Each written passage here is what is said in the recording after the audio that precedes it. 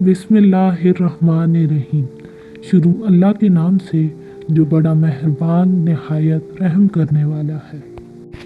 رجب کا مہینہ، بعض دنوں اور مہینوں کا انتخاب اور انہیں دوسرے مہینوں پر ترجیح دینا۔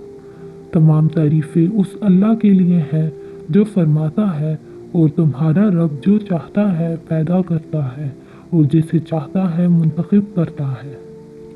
منتخب کرنے کی صفت اس کی ربوبیت، وحدانیت اور حکمت، علم اور قدرت کی کمالیت کو ظاہر کرتی ہے۔ اللہ تعالیٰ کے منتخب کرنے کا ایک پہلو یہ ہے کہ اس نے بعض دنوں اور مہینوں کو منتخب کیا اور انہیں دوسروں پر فضیلت دی۔ مہینوں میں سے اللہ تعالیٰ نے 4 مہینے منتخب کیے جنہیں اس نے حرمت والے مہینے قرار دیا۔ جیسا کہ وہ فرماتا ہے، بے شک اللہ کے نزدیک مہینوں کی تعداد 12 ہے۔ یہی اللہ کی کتاب میں اس دن سے ہے جس دن اس نے آسمانوں اور زمین کو پیدا کیا۔ ان میں سے 4 حرمت والے ہیں۔ یہ سیدھا دین ہے، لہٰذا ان مہینوں میں اپنی جانوں پر ظلم نہ کرو۔ یہ مہینے چاند کے حساب سے طے کیے گئے ہیں، نہ کہ سورج کے حساب سے جیسے کہ کفار کرتے ہیں۔ حرمت والے مہینے کون سے ہیں؟ قرآن میں ان مہینوں کا ذکر اجمالی طور پر ہے، لیکن ان کے نام نہیں دیے گئے۔ ان کے نام سنت میں بیان کیے گئے ہیں۔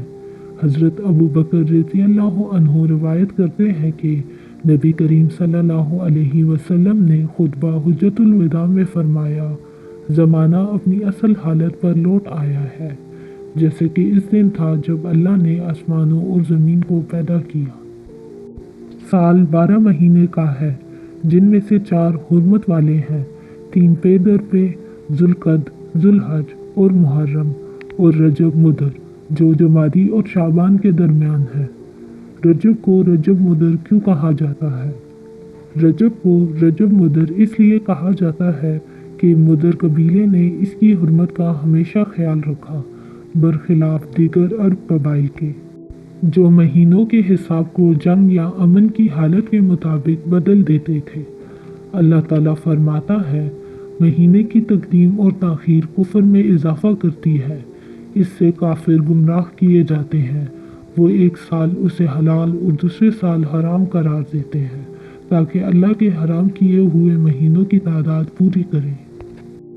رجب کو یہ نام کیوں دیا گیا؟ ابن فارس کہتے ہیں کہ لفظ رجب کا مادہ تعظیم اور توقیر کے مفہوم کو ظاہر کرتا ہے۔ رجب کا مہینہ حرمت والا مہینہ ہے۔ حرمت والے مہینوں کی ایک خاص حیثیت ہے، جیسا کہ اللہ تعالیٰ فرماتا ہے، اے ایمان والو، اللہ کی نشانیوں کی بے حرمتی نہ کرو اور نہ حرمت والے مہینوں کی۔ یہ آیت اس بات کی تاکید کرتی ہے کہ ان مہینوں میں گناہوں سے اجتناب کیا جائے، کیونکہ ان میں کیے گئے گناہ زیادہ سنگین ہوتے ہیں۔ رجب میں جنگ کا حکم۔ اللہ تعالیٰ فرماتا ہے، وہ آپ سے حرمت والے مہینے میں جنگ کے بارے میں پوچھتے ہیں، کہہ دیجئے اس میں جنگ کرنا بڑا گناہ ہے۔ رجب میں عطیرہ کی قربانی۔ جاہلیت کے زمانے میں عرب رجب کے مہینے میں اپنے بتوں کے لیے قربانی کرتے تھے۔ اسلام نے یہ عمل ختم کر دیا اور قربانی کو اللہ کے لیے خاص کر دیا۔ رجب میں روزے۔ رجب کے روزوں کے بارے میں کوئی صحیح حدیث وارد نہیں ہوئی جو اس مہینے میں روزوں کی فضیلت بیان کرے۔ رجب میں عمرہ۔